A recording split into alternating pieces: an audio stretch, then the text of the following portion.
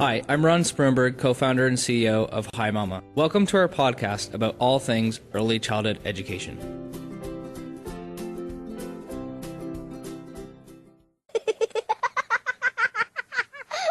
This week, we're in episode 34 of the show. We discussed the role of parent communication technology in preschools with Tiffany Torres, Chief Creator of Opportunities for the Preschool Marketing Group.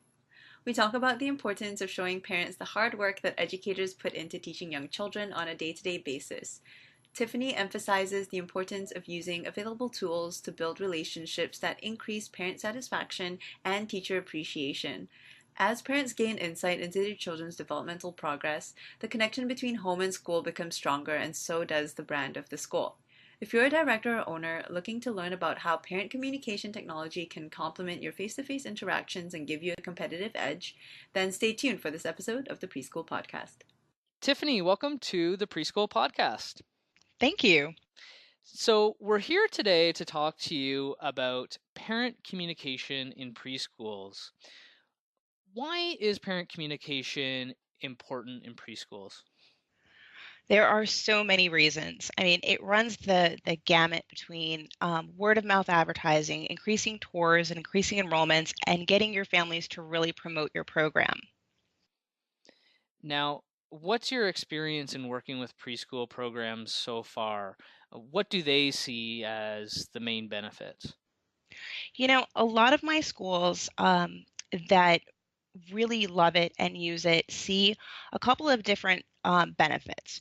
So it ranges from things like word of mouth, where the parents are sharing the moments that they're able to see with their children through this amazing technology, to parents actually becoming promoters for the school. And in sharing those special moments, they can really express the quality of the program in a way that you can't really get if the children are just coming home and maybe telling you a little bit here and there about their day.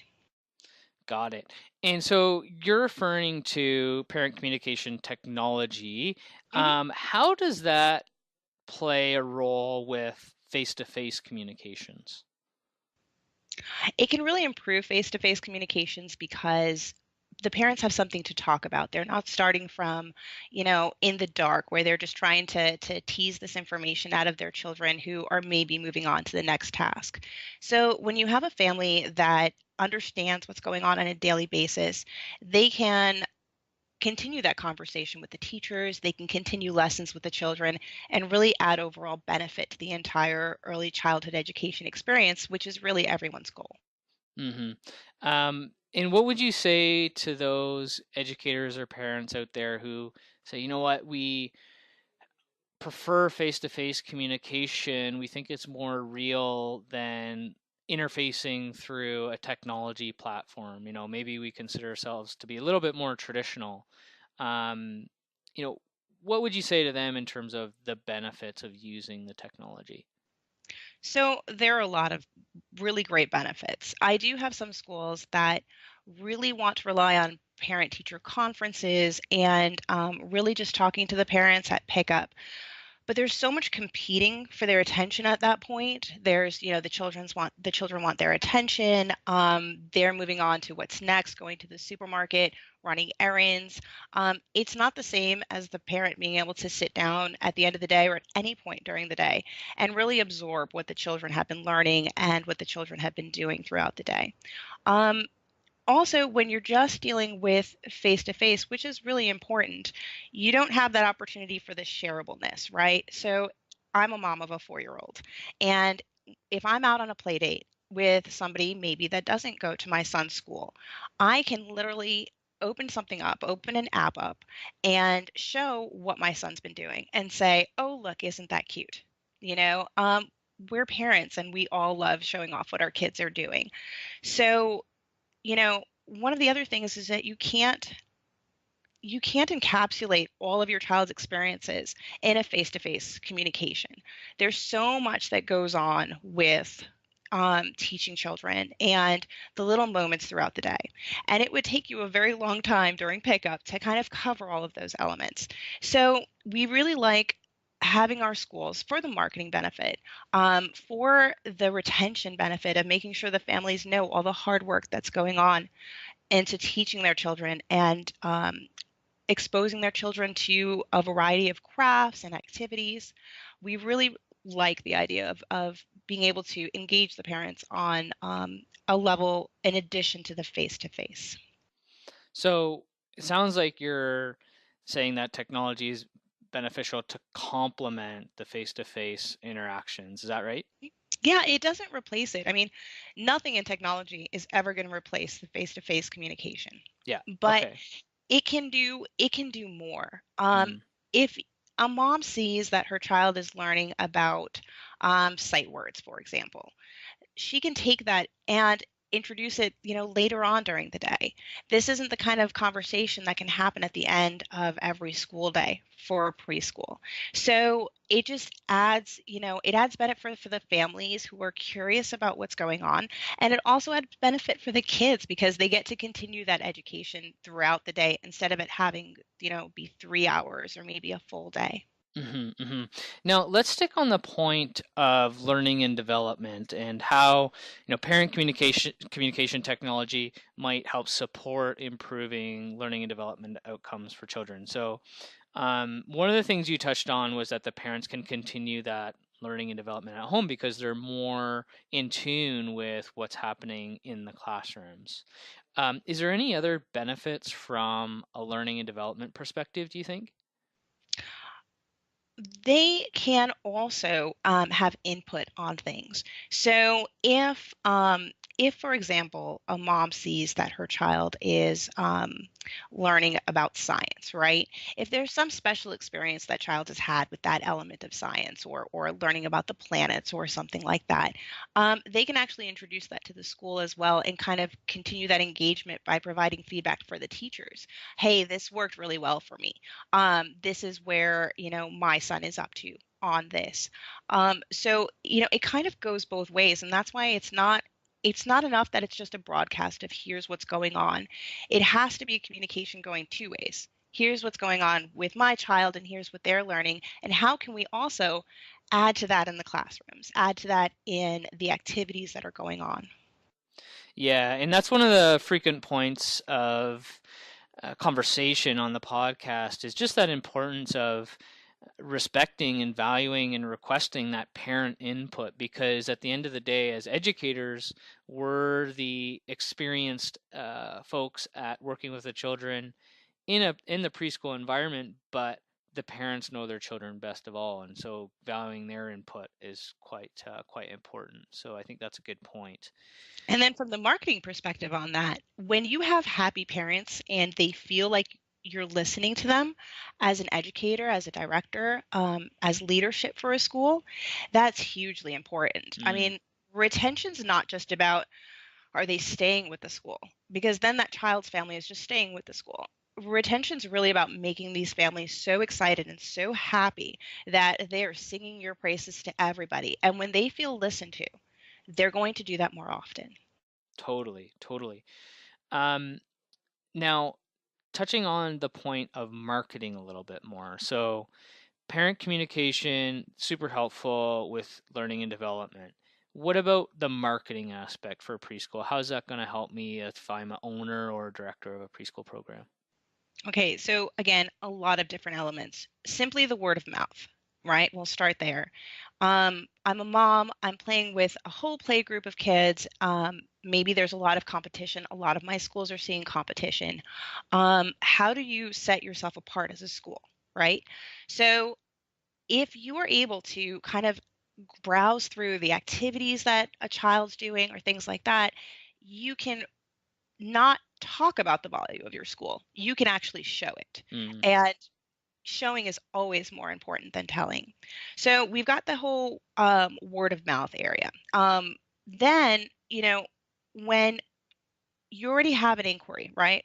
You already have somebody calling into a school and saying, I'd like to learn more about your programs. One of the key things that you can do at that point that we always coach our schools to do is ask what's important to you in a daycare, in a preschool, in some kind of early childhood education field, whatever terminology is natural.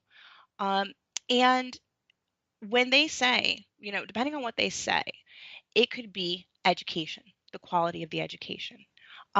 It could be the quality of the care, how much, one-on-one interaction the teachers are having with the children. It could be security, right? And making sure that their child's, safety is a priority. All of those three things can kind of play into the parent communication technology that's being used. With the quality of the education, that's something that, again, you can show. Children do not, especially young children, do not run home and say, here's what I learned today. And here's the way the teacher showed me, how to do it. So for my schools that come to me and they leave the parents completely in the dark, okay, they may be doing great, rich, wonderful activities with the children, and parents have no clue. Okay, so that is an element where during that question, what's important to you in a preschool, you can touch on that and say, hey, our quality of education, Montessori, Reggio, play-based, inquiry-based, whatever the school is great, and we show it to you every day. You get to see what your children are doing every day, and you get to give us input. So that's the education, quality of education, quality of interaction with teachers. Again, it can be documented. Security, I mean, you're looking at technology that is super secure. The pictures aren't being shared universally with Facebook or something like that. So, I do have some schools that come to me and they say, but I use Facebook for my interaction. And that's great. And it's wonderful to be engaged in social media. That's hugely important. But what about those kids that opt out? Where are their parents going to get the information of the pictures of what their children are doing? So, those are three kind of huge things where when you ask what's important to you, what are you looking for, you can respond with that. Yeah, so a lot of things to touch on there, but I know at Hi Mama at least, one very frequent piece of feedback we get is exactly what you said, where the parents actually don't know all the hard work and creativity and effort that goes into the programming in the childcare and early learning programs. They say like, oh, I had a sense that, you guys were doing some stimulating activities with the kids, but wow, like I had no idea all the hard work that went into your programming. Hmm. And if the parents don't know that, and there's another school that does show them, they're going to be torn. They're going to say, okay, where do I think my child's going to have the best experience? And the ones that show, the ones that demonstrate it day in and day out, they're going to have an easier time convincing parents that the efforts are there. Even though another school that's doing a great job is doing, they could be doing twice the work, but because they're not communicating that, the parents miss out. Yeah, and I suspect that's probably a frequent conversation you have in your role with Preschool Marketing Group, and is sort of telling the childcare early learning program directors that showing is very important in addition to delivering the quality programs, because I do think, in the podcast so far, a pretty big theme is, we're always focusing on educational quality, but I think, in my own opinion, it's very important to communicate not only to your parents, because through your parents, you're also communicating to the world like the value that you're providing through quality preschool.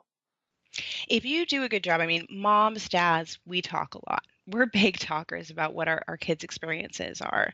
I had my birthday at this place and it was great. My child went to this museum and it was wonderful. You have to give the parents something to talk about and some understanding of what's going on.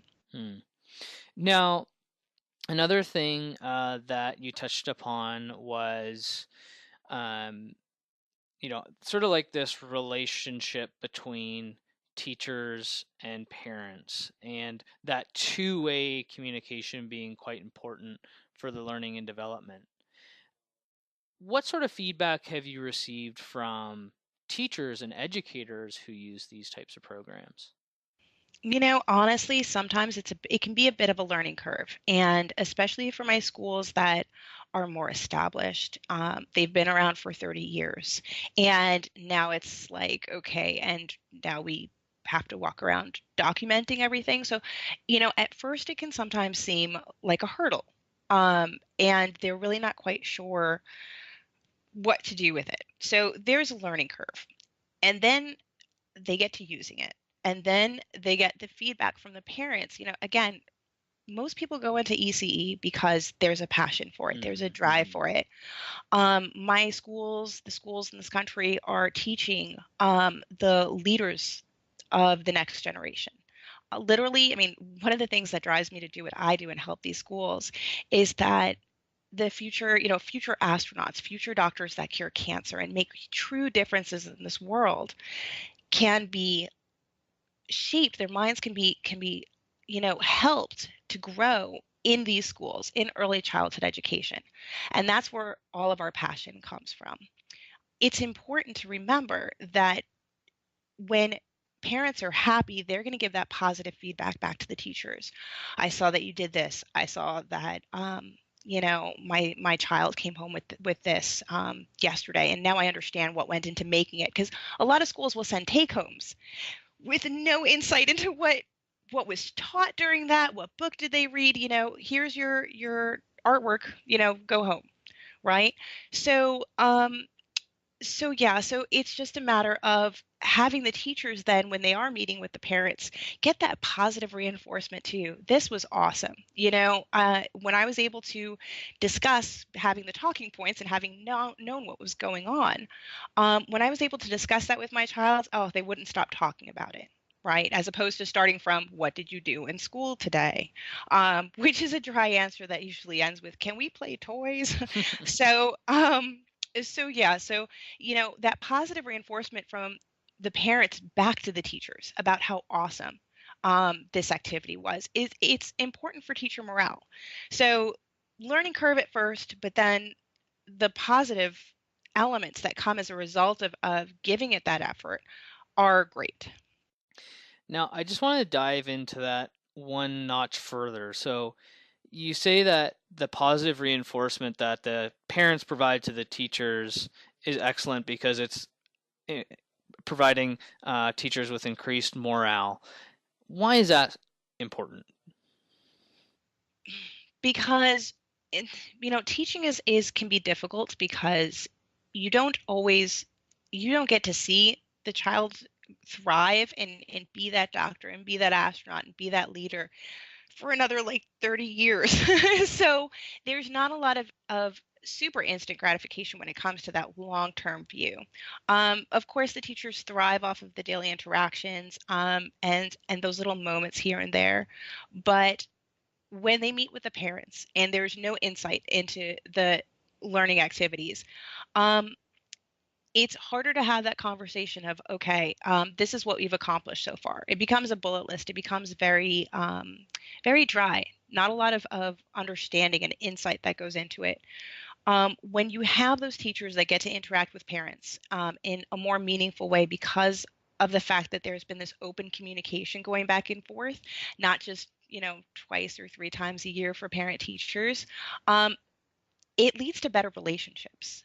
And again, marketing is about relationships. Marketing is about communication, and marketing is about making sure that you're meeting the needs of your families and that you're finding the right families for you. So the frequency and regular timing of the communication and the interactions is also important in your view. Yeah, just making sure that communication is open. And like I said, I have some schools that are very they were very, very hesitant. I think there was concern about just the overhead and not being sure what the parents were going to say. But the outcome has always been positive. And just making sure that everybody knows what's going on. Can you expand on that a little bit more? So you said you had some schools that were hesitant or resistant, and then they adopted technology for parent communications. Mm-hmm. When do you think it was that they realized, oh, wow, this actually is super helpful and our concerns were exaggerated? I think it would vary per school. Mm. When I'm thinking about my schools, it can vary. There are some that didn't have any hesitation and they just jumped right in. And they still had that learning curve, but they knew they had that vision and, of what it was going to be like in the long term. For some of my other schools that had that hesitancy, that had that what if the parents complain? Um, what if the teachers don't like it, and now the teachers are upset because there's more things to do in the day? Um, for them, it was a couple of I would say honestly, it was probably about a month or two Hmm. before they really kind of sunk in and said, okay, this, we've got this, and this is a huge benefit to us. And for the teachers who thought maybe it was going to be more work for them throughout the day, what do you think it was that got them over the line to realize that actually it was beneficial? Was it actually that it was saving them time, or was it more that it was seen as a beneficial tool that was really helping with parent engagement, which was making their job easier? Like, It was really the parents. mm, That feedback from the parents and mm, that joy of not only seeing the children at the end of the day, but also seeing the teachers that interacted with their children. It's friendlier. And I think from their perspective, it just made their jobs that much richer. mm-hmm, Um, because now they weren't just getting the feedback from the kids, and parent teachers goes easier because there's not as many very basic questions about what goes on during right. the day. So overall, I think it just it I would definitely say that it's the parent communication there. Mm, And that helps me from my end because, like I said, you know, one of the things, it really ties into everything, making sure the parents stay happy. Um, because, I'll have some schools where they'll report the kids are really happy, they want to come to school every day, but they'll lose kids anyway. And they sit there and they scratch their heads and they wonder why. And, we look at, okay, well, what did you, when you're asking the families, what's going on, right? So what made you want to leave? What made you want to choose another program? And it really comes down to communication. mm. You know, if the parents are not in that loop, I mean, I can't stress it enough. It's a really big blow as far as the rest of the marketing. So, schools will thrive off of online reviews, getting genuine, meaningful, wonderful online reviews. Things like video testimonials, making sure that those are on the website. And if you take a family that you talk to in depthly just during parent teacher conferences, and then you go, hey, can you take time out of your day and do something for me? Okay, maybe they'll do it eventually. Maybe you'll have to, really convince them and really get after them. But if you take that increased communication family where they're hearing about what their children are doing and they feel so happy with what's going on, they feel indebted to you for the impact that you're making. Sure, a video testimonial, what else can I do for you? Right? So, it's not just word of mouth. It's also getting them to help you find more kids that you can make a difference for. Yeah, what I often come back to when we talk about parent communication is just the idea that in any relationship in our own personal lives, communication is always so important. And the transparent, frequent communication about what's going on in our lives is the key to any relationship. And why look at it any differently when you're talking about the relationship with teachers and parents, right? And that's a really important point because for a lot of my schools and sometimes my childcare centers that have an educational component, when you're dealing with first time moms, and I was one, trust Mhm. me, I know, Mhm. this is the first time they're handing over the most precious element of their life Yeah. to somebody that's not usually a family member. Mhm. Okay. This is a nerve wracking It's experience. huge, huge. And to have that and not have any insight into what's going on in the day. And depending on the age of the child, it can vary. Um, but for my schools, I'm primarily working with preschools up to preschool, and up until like 4 or 5, they're sometimes still not sharing very much with you, because it's sunny out, because it's snowing, because oh look, there's a toy, and they're moving on with their day. So, so just being able to reassure that first-time mom, hey, we've got this. Look at what your child's doing. Making sure that they know what to talk about with their child, depending on the age afterward, is just, it gives moms that security that they're really looking for. And second time mom, it's like second time moms, third time moms, you won't see that same level sometimes of concern, shall I say. But it's really those first time moms. But if a center is able to really get a first time mom to fall in love with them, they'll usually get the second child and the third child. So first time moms can sometimes be the most difficult to convince, but they're also the most beneficial when it comes to having the entire family be with the school. Mm-hmm.